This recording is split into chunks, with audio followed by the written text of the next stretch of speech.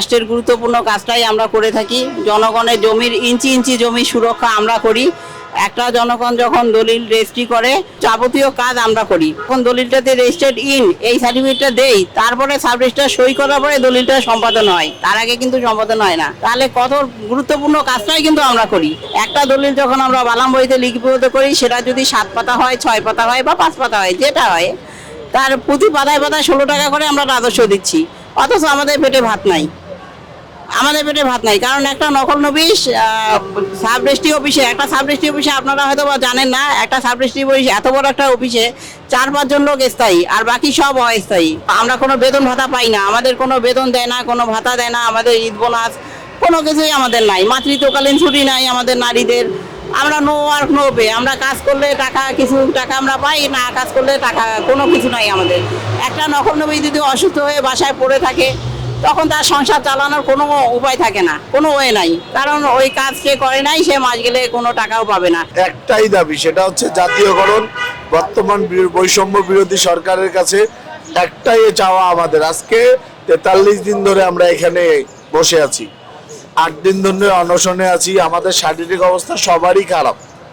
এখানে অনেকে আছে হাসপাতালে পড়ে আছে, হাসপাতাল থেকে নিয়ে রুমে রাখা হয়েছে, তাদেরকে সুস্থতার জন্য এখানে রাখা হয়েছে। আমি এখানে নিজেও অসুস্থ।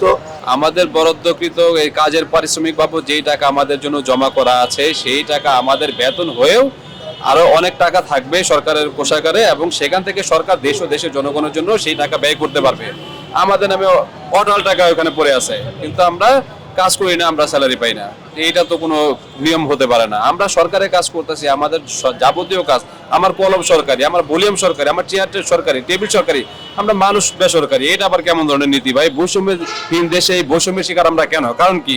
বর্তমান বাজার মূল্যের যে ঊর্ধ্বগতি, সেখানে আমরা বেতন মজুরি ভিত্তিক কাজ করে 7 থেকে 10 হাজার টাকা পাই। এই দিয়ে কি বর্তমান এই ঊর্ধ্বগতির বাজারে চলা কি সম্ভব? আসিফ নজরুল স্যার উনি আমাদেরকে আশ্বস্ত করেছিলেন এবং আমরা ওনার অপেক্ষায় বসে আছি।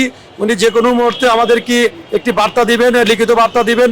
সেই বার্তা না পাওয়া পর্যন্ত আমাদের এই অবস্থান ধর্মঘট সহ আমরণ অনশন আমরা অব্যাহত রাখবো। প্রবাসী টিভি সারা বিশ্বে বাংলাদেশ। আমি এখন যেখানে আছি সেখানে 516টি সাব রেজিস্ট্রি অফিসে কর্মরত সকল নবীদের চাকরি জাতীয়করণের দাবিতে এখানে আমরণ অনশন চলছে 43 দিন যাবৎ। আমি বেশ কিছু ব্যক্তির সাথে কথা বললাম, ওনাদের দাবি নিয়ে আমাদেরকে জানালো। আমাদের এই প্রবাসী টিভির মাধ্যমে যথাযথ কর্তৃপক্ষের দৃষ্টি আকর্ষণ করছি, ওনাদের দাবিটা অবশ্যই যেন বাস্তবায়ন করা হয়। মোহাম্মদ মতিউল ইসলাম হীরা, প্রবাসী টিভি, ঢাকা।